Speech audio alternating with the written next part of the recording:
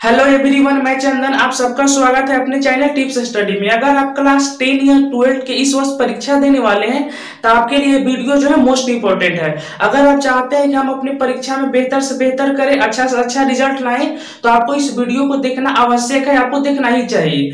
यहाँ पे 2-4 क्वेश्चन लेके आए हैं जो हर वर्ष परीक्षा में पूछता है। आपको लघु उत्तरीय में जो है इस वीडियो देखने से आपको 10 से 15 नंबर जो है आप एक्स्ट्रा जोड़ सकते हो, आप अपनी परीक्षा में जो है बेहतर कर सकते हैं। क्वेश्चन कह रहा है खनिज क्या है, उसके बाद एक एक करके हम लोग समझेंगे। 6 गो जो है मोस्ट लघु उत्तरीय इंपॉर्टेंट क्वेश्चन जो है लेके आए हैं। पहला कह रहा है कि खनिज क्या है, इसको हम लोग समझेंगे। अगर आपको इस तरह का क्वेश्चन पूछे तो आपको लिखना है कि पृथ्वी के परतों में विद्यमान वैसे धातुयुक्त ठोस पदार्थ जो तत्व अथवा यौगिक रूप में पाए जाते हैं उसे खनिज कहते हैं। कह रहा है कि पृथ्वी के अंदर से जो है वो खनिज पदार्थ निकाले जाते हैं, वो तो या तो तत्व में होंगे या तो यौगिक में होंगे। जैसे NaCl, उसके बाद हो गया CaCO3, उसके बाद ZnA। उसके बाद कह रहा है कि अयस्क क्या है।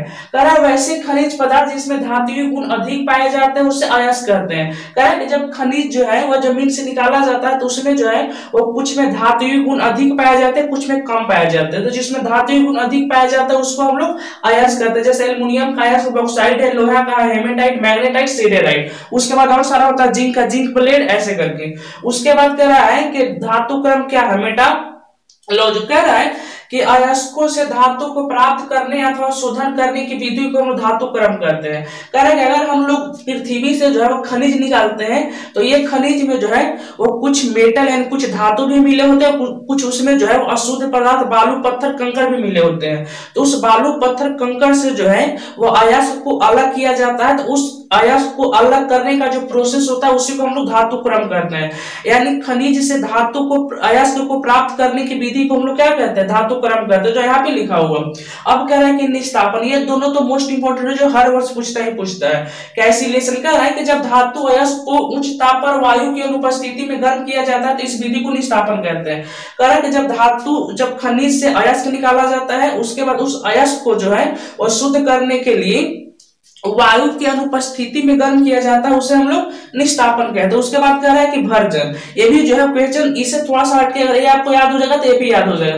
कह रहा है कि जब धातु के अयस्क को जो है वह वायु की उपस्थिति में गर्म किया जाता है उसे हम लोग भर्जन कहते हैं। वायु की अनुपस्थिति में गर्म किया जाएगा तो निस्तापन, और वायु की उपस्थिति में गर्म किया जाएगा तो इसको हम लोग भर्जन कहेंगे। उसके बाद कह रहा है प्रगलन। कह रहा है धातु के ऑक्साइड के अयस्क को कोक के साथ मिलाकर, कोक का मतलब होता है यहाँ पे कोयला, कोक के साथ मिलाकर गर्म किया जाता है तो धातु में परिवर्तित हो जाता है। इस प्रक्रिया को हम लोग प्रगलन कहते हैं। तो आप इस तरह जो है एक एक करके आप समझ सकते हैं और आप परीक्षा में जो है आप लिखकर बेहतर से बेहतर कर सकते हैं। तो अगर आपको वीडियो समझ में आया तो लाइक कीजिए, चैनल को सब्सक्राइब कीजिए, क्योंकि इस तरह का वीडियो जो है मेरे चैनल पे बहुत सारे आप एक एक करके देख सकते हैं। धन्यवाद।